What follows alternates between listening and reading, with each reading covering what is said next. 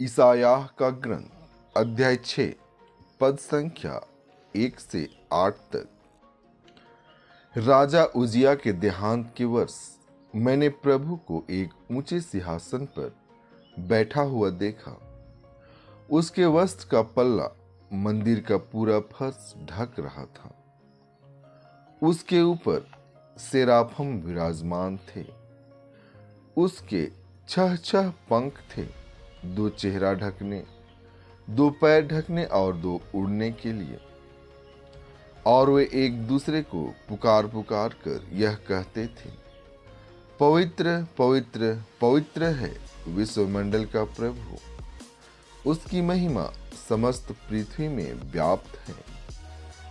पुकारने वाले की आवाज से प्रवेश द्वार की नींव हिल उठी और मंदिर धुएं से भर गया।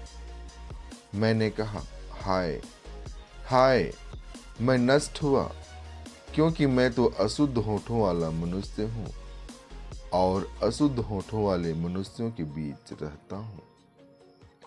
और मैंने विश्वमंडल के प्रभु राजाधिराज को अपनी आंखों से देखा। एक सेराफिम उड़कर मेरे पास आया।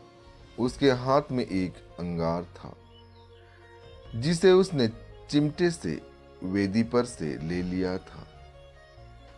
उससे मेरा मुंह छूकर उसने कहा, देखिए, अंगार ने आपके होठों का स्पर्श किया है, आपका पाप दूर हो गया और आपका अधर्म मिट गया है।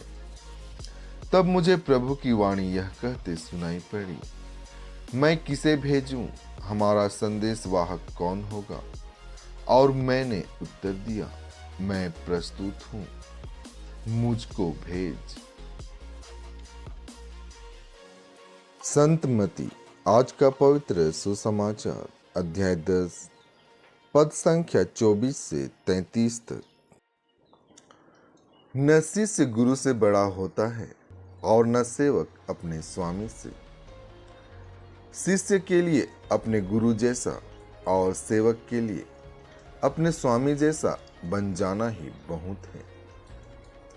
यदि लोगों ने घर के स्वामी को बेलजेबुल कहा है, तो वे उसके घर वालों को क्या नहीं कहेंगे।